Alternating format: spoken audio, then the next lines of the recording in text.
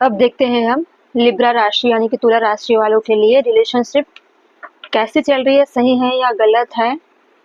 Married वाले हो या अनमैरिड वाले हो, नो कॉन्टेक्ट वाले हो, चाहे जैसे भी कंडीशन में हो, लेकिन हो तो रिलेशनशिप में ना किसी न किसी तरह से, उसी को हम चेक करने वाले हैं। आपकी नज़र में रिलेशनशिप कैसी है, क्या कहीं आपने गलत इंसान को तो नहीं चुन लिया अपने लाइफ में, या फिर चुनकर शादी के रिश्ते को निभा रहे हो और बहुत टॉक्सिक रिश्ता हो चुका है, आए दिन लड़ाई झगड़े होते हैं, या फिर आपने ऐसे पार्टनर को चुन लिया जिसने आपके साथ बहुत बड़ा साजिश किया हो, षड्यंत्र किया हो, फिर भी आप सोच रहे हो कि चलो जो भी हुआ इस बार माफ करते हैं, अगली बार से ऐसी गलतियां नहीं होगी, रिपीटेड नहीं होगी। माफ करना बड़प्पन का काम होता है, ये सोच सोचकर आपने फिर से मौका दिया।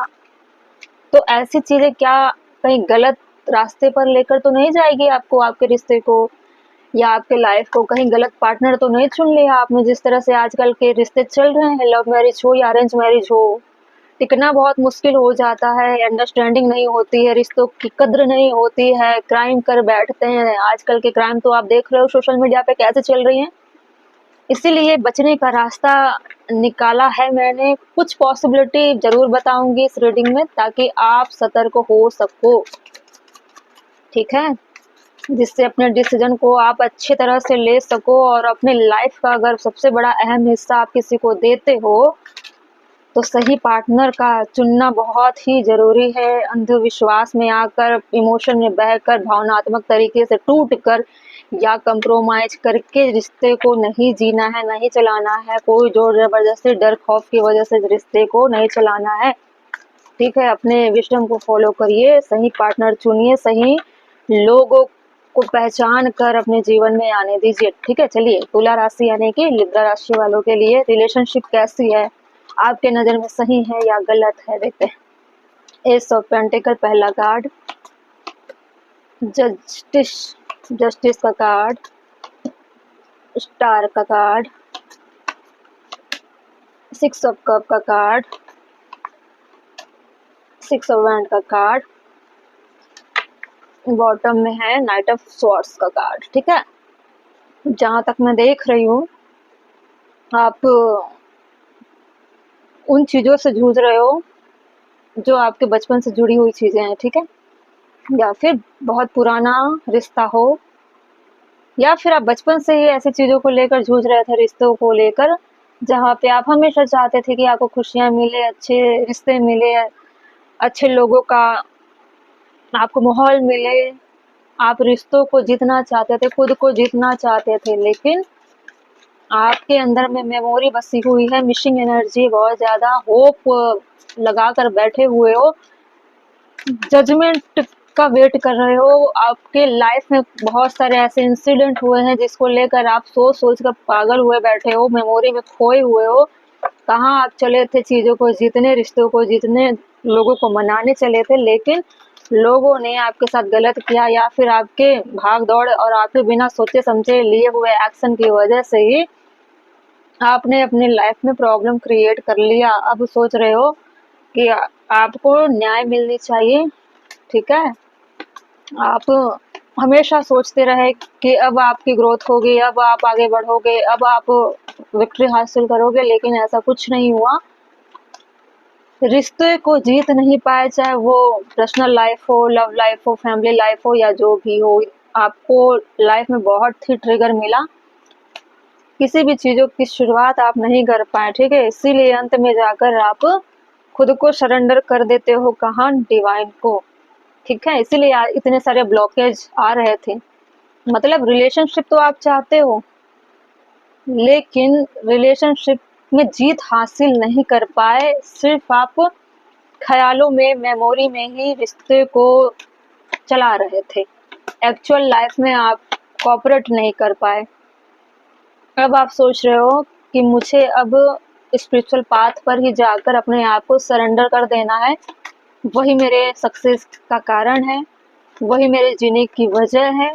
लोगों से मेरी ना बनी, ना लोगों ने मुझे अटेंशन दिया, मैं हमेशा ही होपलेस रहा, मेमोरी में खोए हुए हो। इसलिए आप क्या कर रहे हो, अब उस डोर को क्लोज कर रहे हो, अब उस मेमोरी से निकल कर अपने स्पिरिचुअल ग्रोथ पर निकले हुए हो। अब चाहते हो खुद को जीतना, ठीक है। अब खुद को जितना चाहते हो, अब मेहनत करोगे उन चीज़ों पर जिसमें आपको खुशी मिलती हो, जिसमें आप ज़्यादा खुश होते हो। ऐसा भी हो सकता है कि परिवार ने बहुत अच्छे से आपको संभाला हो, लेकिन आप उन चीज़ों में खरे नहीं उतरे। मुझे कहीं भी लव एंगल दिखाई नहीं दे रहा है इसमें, लेकिन मेमोरी ज़रूर है आपकी बचपन की ऐसी यादें जो बचपन की ट्रॉमा को दिखाती हैं। आपने बहुत सारे मिस्टेक किए हैं, इसीलिए आप खुद को सरेंडर कर रहे हो डिवाइन के तरफ। पहले आप काफ़ी रूड रहते थे, अथॉरिटी पर रहते थे, कभी भी फैमिली के साथ आपका व्यवहार मिलनसार नहीं था, कटे-कटे से रहते थे, अपने करियर के लिए इंडिविजुअल खुद ही फैसला लिया करते थे, परिवार को इंक्लूड नहीं करते थे, खुद ही चले थे अपने जीवन के बागडोर को लेकर विक्ट्री हासिल करने के लिए।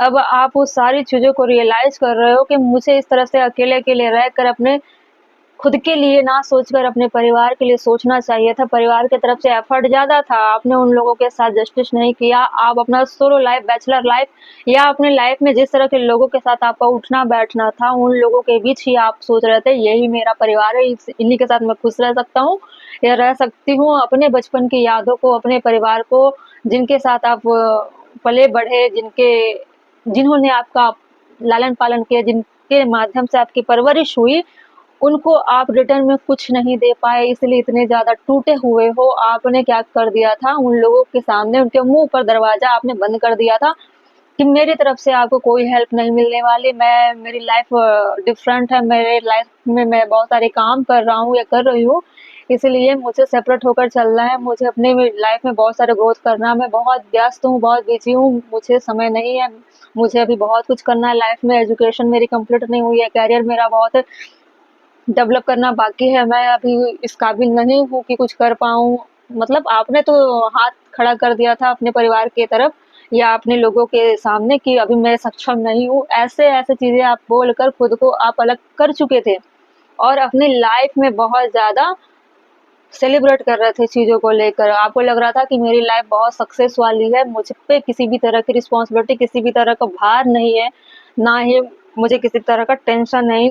आप ज़िम्मेदारियों को क्या कर रहे थे, अपनी परेशानियाँ बता-बता कर हटा रहे थे ताकि आप पे किसी का बोझ ना आए। आप हटना चाह रहे थे, ऐसी-ऐसी करियर के बारे में बातचीत कर के खुद को हटा रहे थे, ठीक है? अब क्या हो रहा है कि आपने रिश्तों को सही वक्त पर सही अटेंशन नहीं दिया, रिश्तों की वैल्यू नहीं की, आपने रिश्तों का कद्र भी नहीं किया, इसलिए आपके साथ अब जो हो रहा है वो पनिशमेंट की तरह हो रहा है।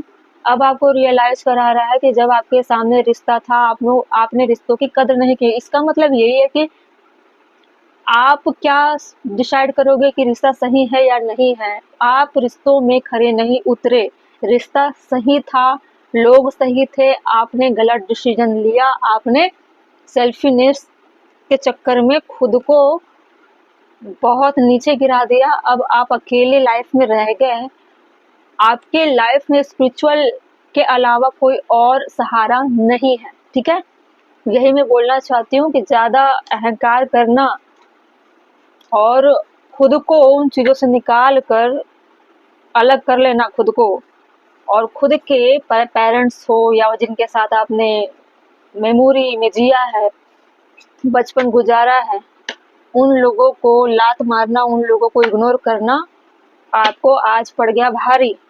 इसलिए मैं बोलना चाहूँगी कि जिन वक्त पे आपने एक्शन नहीं लिया, जिस वक्त पे आपने अपना एफर्ट नहीं दिया, जिस वक्त पे आपने इक्वल गिव एंड टेक नहीं किया रिटर्न में, अब आपको बहुत बड़ी भरपाई करनी पड़ सकती है। आप रिलेशनशिप के लायक नहीं हो, चाहे वो बेटे के लायक हो या फिर भाई के नाते हो या पति के तरह हो या समाज में और भी उठने बैठने वाले लोगों के साथ आपकी अच्छी बॉन्डिंग हो, किसी भी रूप में देखा जाए आप रिश्तों में खरे नहीं उतरे, ठीक है।